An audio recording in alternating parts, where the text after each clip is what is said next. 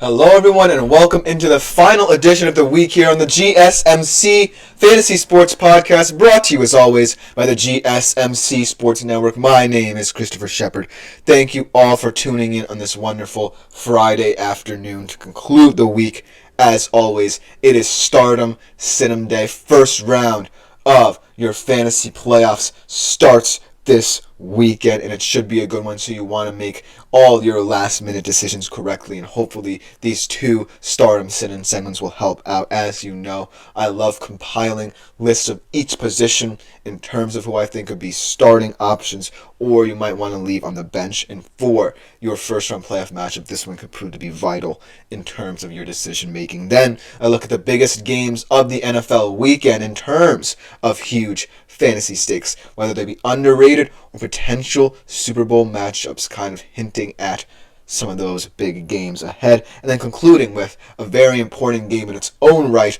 Sunday night, my Seattle Seahawks at home against the Green Bay Packers, renewing one of the NFC's biggest rivalries over the past 2 decades, this time with both Geno Smith and Jordan Love at the helm.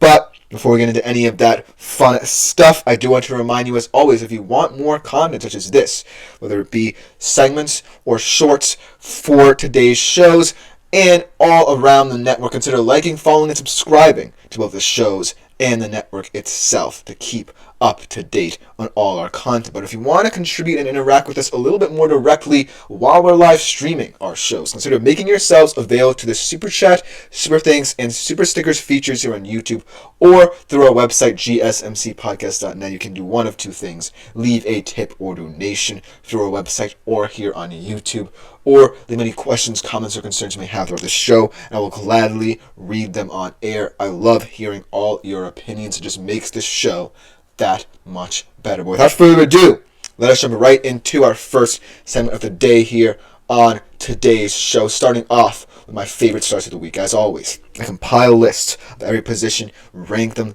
each week, come up with players who I believe could be viable starts. This is a list of every single player from every position who I believe could be the guaranteed starter this week. And in terms of Week 15, first round of the fantasy playoffs, this one could prove to be the most integral in helping you reach your goals for the season in fantasy. So without further ado, let's jump right into it.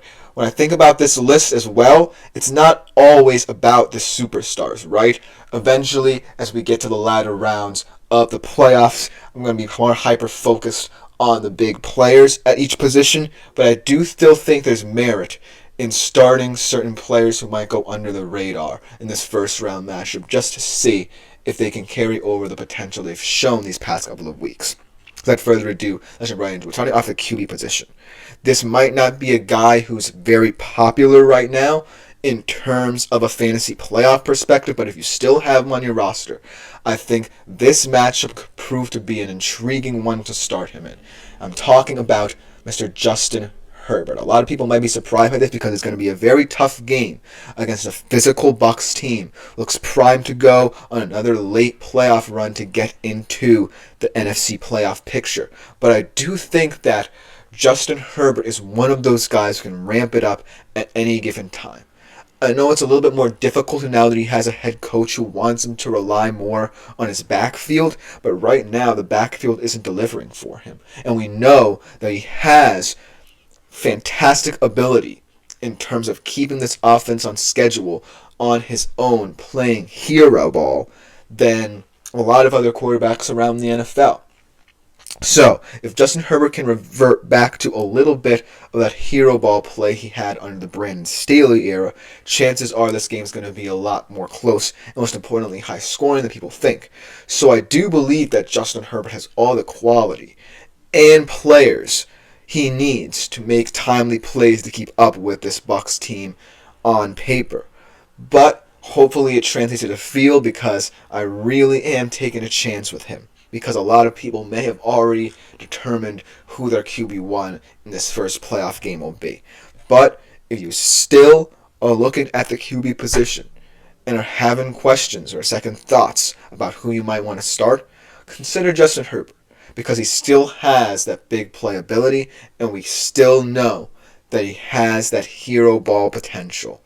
each and every single week. It's just that in this new system, you don't get to see it that often. But in this game, look for him to come out firing on all cylinders. Then at the running back position, this one is more easy to determine here. Saquon Barkley. And yes, this is perhaps the toughest matchup he's had to date against a very physical front seven for Pittsburgh. But I do think, like I said earlier in the week, he is going to be the X factor in this one, because I do believe, and we'll talk about this a little bit more in depth later when we look at certain games with big fantasy stakes. I do believe that this is going to be a very defensive game. Two of the top defenses in the league we're talking about here. And two quarterbacks who are too over-reliant on certain things. If you look at Russ, right? He's someone, and I know we're supposed to be talking about Saquon. I'll get to that point in a bit. We look at Russ, right? Chances are he's always going to be looking for the downfield pass more so than coming into the middle of the field. Yes, he's starting to rely on Freiermuth a little bit, who we'll talk about as well later in the show. But I do believe he's still a little bit too over-reliant on that deep ball, whereas Jalen Hurts is a little bit too reliant on Saquon himself. And it's reaped rewards so far. But in this matchup, I want to see Saquon be a little bit more involved in the all-around outlook of this offense, rather than just being the end-all, be-all for them. Because he is an elite running back for Philly, and has really transformed this offense for Philly as well. But I do want to see him get more involved in certain situations rather than just be the answer for them on offense. But I still think that he's a viable fantasy asset just because of his Swiss Army knife abilities in this offense for them. Then at the wide receiver position, we look at a guy coming off a bye who really wants to get it going again. And he has a perfect matchup to do just that. It is Terry McLaurin. Definitely not one of the most popular top-tier receivers out there right now from a playoff perspective. You might already be thinking of certain guys like Jefferson or other. But I do think that Terry McLaurin is still someone in this Commanders offense that commands a lot of attention, no pun intended, and is going to be a huge difference maker for them on the stretch. They're still right in the thick of the wild card chase. They have the Rams breathing on their neck, and potentially, if Seattle, falls out of the NFC West race, they might have to compare records at the end of it, and potentially that leaves Washington out of the race. So, Terry McLaurin's going to be a very important player in the NFL landscape and in the fantasy landscape as well, because I think Jalen Daniels might want to get back to that connection as often as possible in these last 4 games. And not for nothing, Commanders aren't out of the woods just yet. They have a very easy schedule on the stretch at the Saints and Falcons. They have 2 divisional matchups, one against the Eagles in 2 weeks and one with the Cowboys in the last week of the season, that could potentially be trap games. The Cowboys game more so than the Philadelphia game, because I do think Philly is going to want to get that head-to-head tiebreaker over and done with. But I do think that last game of the season could be a tricky one. So look for Terry McLaurin to be a very important aspect, not just the Commanders' offense, but the fantasy landscape going forward because of his importance to this Washington team. So look for him to command attention early and often in this game and future games as well, and potentially define the fantasy playoffs for you at the wide receiver position.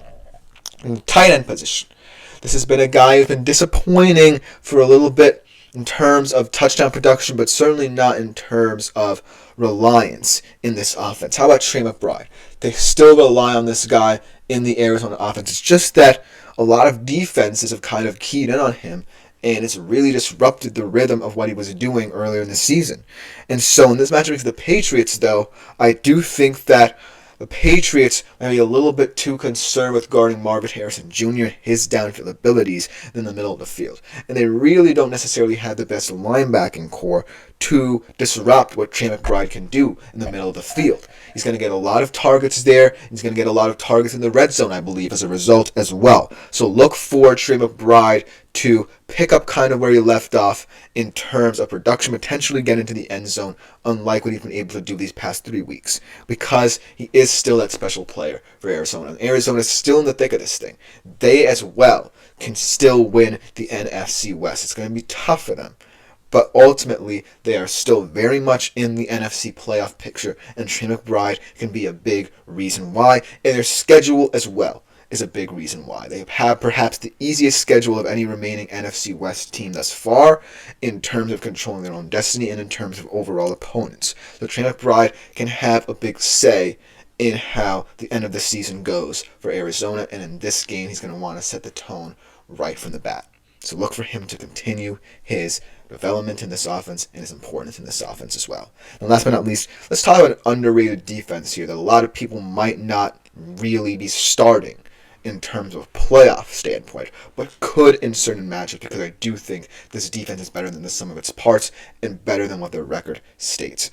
It is the Raiders' defense. It's not their fault. The offense has been through a lot of turmoil this season. They have the talent needed to be an elite defense in this league. And no matter what the decisions are made in the offseason and what turnover comes as a result, there's still a defense with elite players. They have Christian Wilkins. They have Max Crosby. They have guys like Robert Spillane and Malcolm Kuntz who are really tough motor guys. They have guys in the secondary who are really rounding into their own. This is a well-rounded defense, and against the Falcons, who are in trouble in terms of offensive output over these past 4 weeks, I really think that defense will matter in this matchup.